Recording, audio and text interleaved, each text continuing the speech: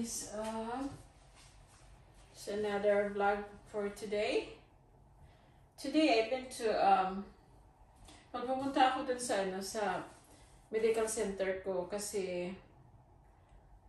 dito kasi kailangan magpa-register ka kung saan ka nabilong yung location address mo. So kasi ito kakalipat ko nga lang dito, so kailangan ko magpa-register doon sa malapit na medical center kung saan ako nasakop, yung postcode. Tapos, nung unang tawag ko last week, sabi sa akin na or nung Monday yata, sabi sa akin na magpa-register daw ako online. Kaso nga, nagkakaproblema ako doon sa aking printer kasi wireless and wala pa akong wifi. So, ayaw mag-work ng Bluetooth lang. Kailangan daw Wi-Fi. So, hindi ako makakapag-fill up and then send back through online. So, tinawagan ko kanina. Ang sabi sa akin na punta na lang daw ako sa medical center and kuhanin ko na lang daw yung form. Fill upan ko si balik ko sa kanila doon. So, galing na ako doon. Nag-film sana ako kaso ang lapit lang eh. Wala pang 4 minutes, nandun na ako. So, ayaw ko naman dalhin yung camera ko doon sa loob ng medical center. Nakakahiya. Bago pa lang ako. So, hindi ko na lang, dinelete ko na lang yung video. Tapos, ito yan, kakatapos ko lang mag-fill up, kaya ngayon lang ako mag-found. So, magpansin tayo today guys. Yung nabanggit ko kahapon. Let's see kung okay siya. Let's start. Una, tanggalin ko to eh.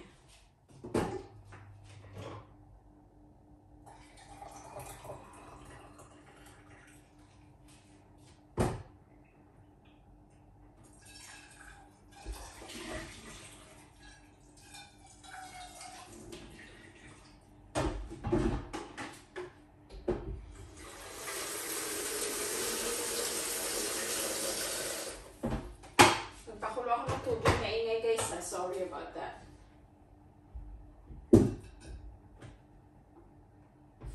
Kasi gagamitin ko ito mag-fried ako ng itlog.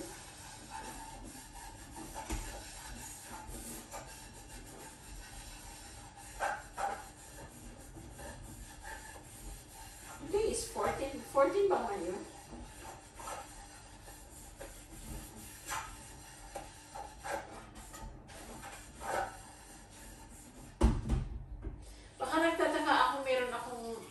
Scarf.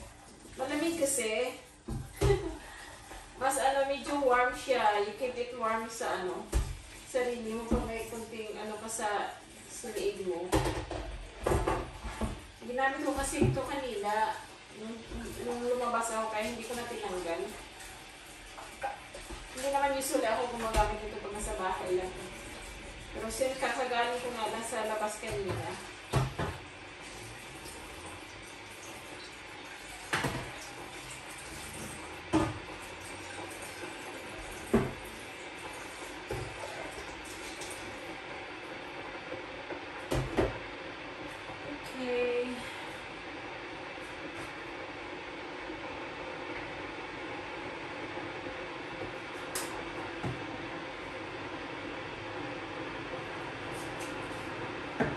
lagi ko iniinom eh. Hot water and honey. Sorry guys sa sa ingay ng Pakulo ako ng tubig. Kasi bubuhusan ko itong tawag.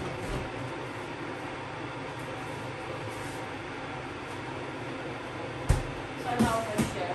Binabag ko ito kahapon eh, yung pansit. Tapos, okay naman.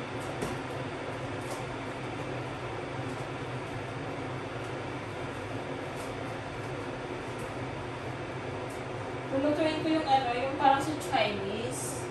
Kasi sa China, sa Hong Kong dati, pag kumakain ako sa labas pag day off ko, ginagawa ko, ginagaya ko yung Mas gusto ko yung walang halong gulay. Yung gulay niya nakaseparate. Yung pina-fry siya alone, tapos yung gulay niluluto ng separate, tapos pero nakalagay sa plato mo in one place, so okay siya. Okay. Kasi baka babala eh.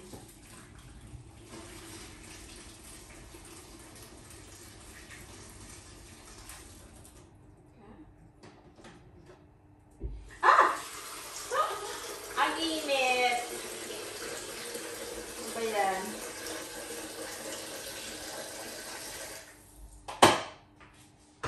Okay, mamaya na yan.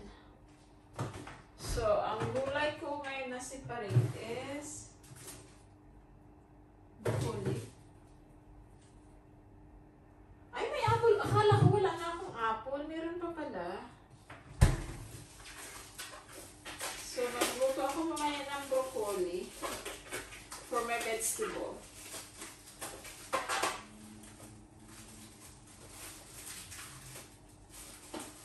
Wala kasi sila ditong kangkong eh. Walang long beans. Yan, namimiss ko yung gulay ng ganyan eh. Yung talong. May talong sila dito malalaki.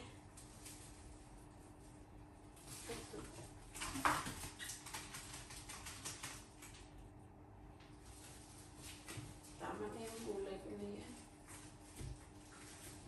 Kasi baka hindi maubos, sayang lang.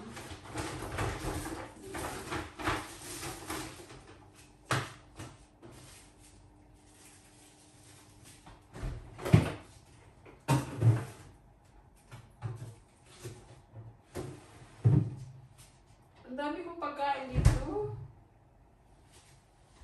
Hindi ko lang maano.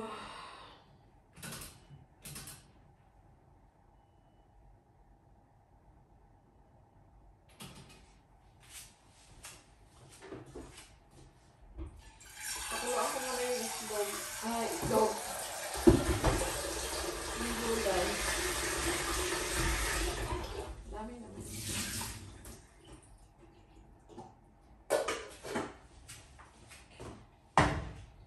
Huwag na tayo ng tubig. Then,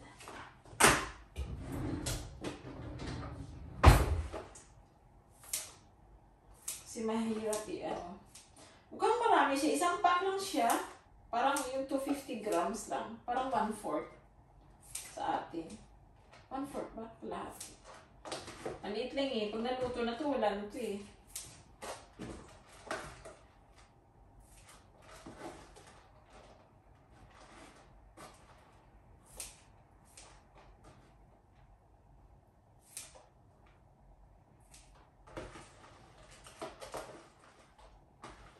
Namimiss ko yung pansit sa atin eh. Yung ganito na may sutanghon. Ang sarap kasi ng sutanghon kasi ano siya. Yung malambot. Na para siyang nearly jelly or something. Ang sarap kainin eh. No?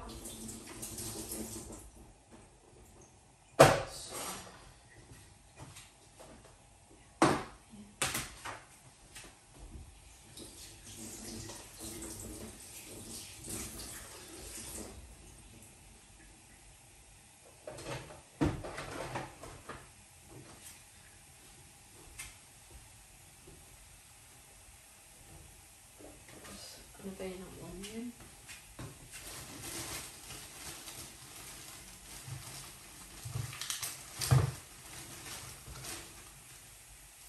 So, naglagyan ko siya ng pampaamoy lang yung garlic.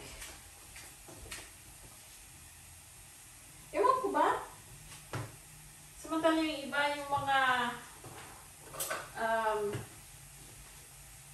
mga Chinese people yata. Pag kumakain sila yung mga mukbang nila sa sa YouTube nila, kinakain nila ng puro yung ang tawag niyan, garlic. Ang hirap naman yata kainin yun. Alam ko gamot daw yun eh, yung sa high blood.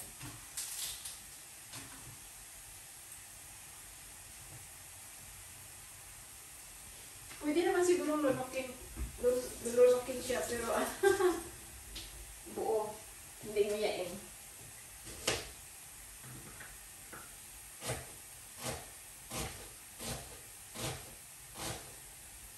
Masarap din kaya guys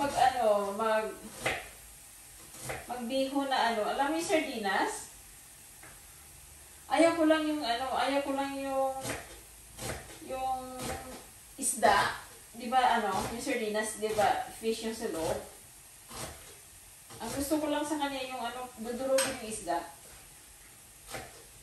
O mas maganda nga kung pwede yung lang eh.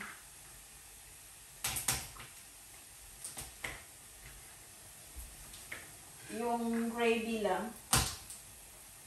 Ang sarap kaya ng gravy lang. Tapos itong pansit. Lang talaga pag hindi ko kasi type yung sardinas eh. Pag nabahaw, pag hindi mo nakain siya, lahat. Yung amoy niya, ayan ayaw ko. Masarap ang sardines pag niluto mo tapos kainin mo walang matitira. Kasi pag nabahaw siya, ang pangat ng amoy.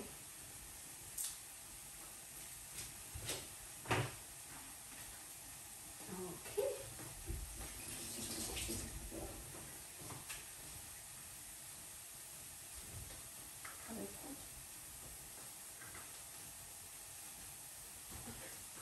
Hatiin natin.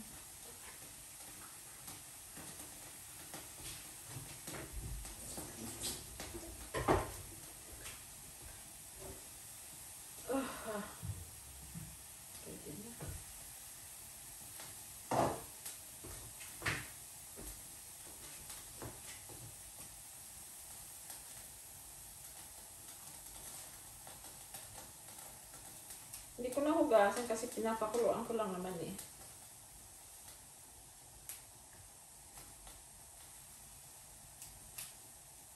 Pakuluan mo lang siya tapos lagyan mo ng soy sauce mamaya. Ganun na mga Chinese eh. Just boil it. Iba naman kasi yung style yung stir fry. Ito, gagamitin ko siya guys. Tanggalin ko yung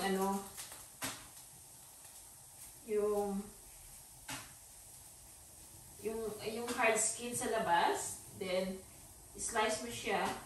Sama mo siya. Masarap kaya, siya. Parang similar sa carrots.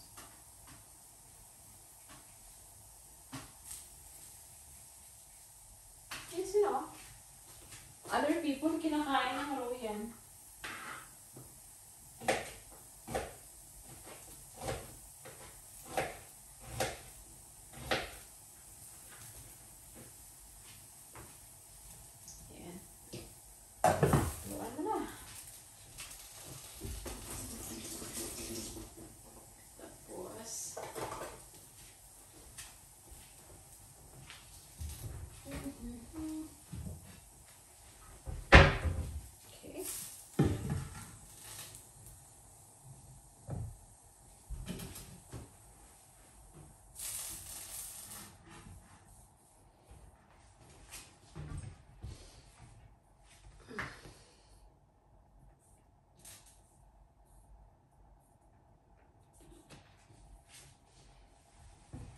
Iniisip ko talaga yung sardinas kaya. Meron akong sardinas. Yan. Lagyan ko kaya. Masarap kasi ang yung sardinas na ginaganyan. Tapos, wag lang yung wag lang isama yung gravy lang. Ang sarap.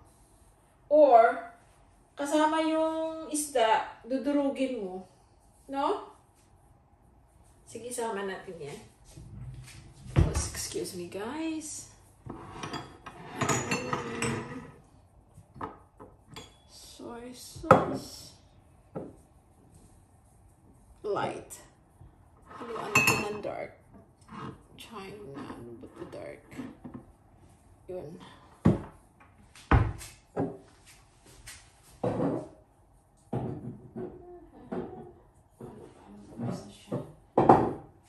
Ngayon, buksan natin ito.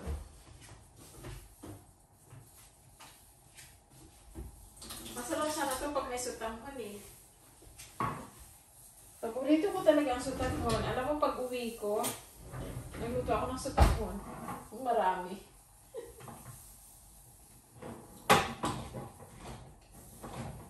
Yay! At last, maluluto ko na itong sardinas na ito. Ang tagal ko na itong nabili eh.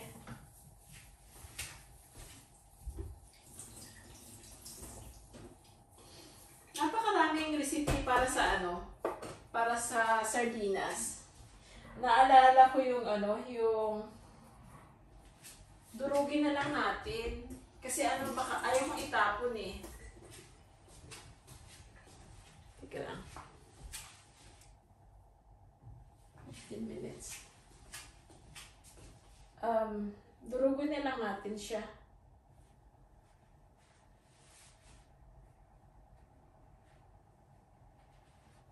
Ano kaya? Dire-diretso na lang yung filming natin.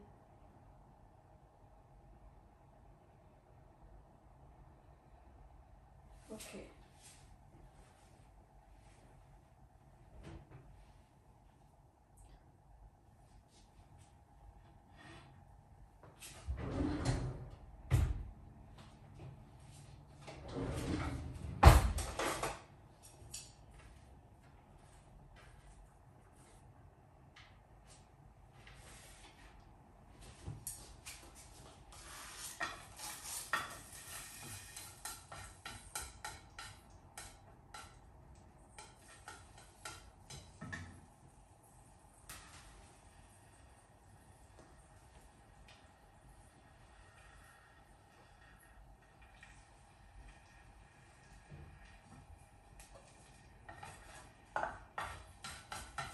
Iniisip ko kung diretsuhin na. Ang tagal kasi i-upload pag mahaba yung video mo, eh, no?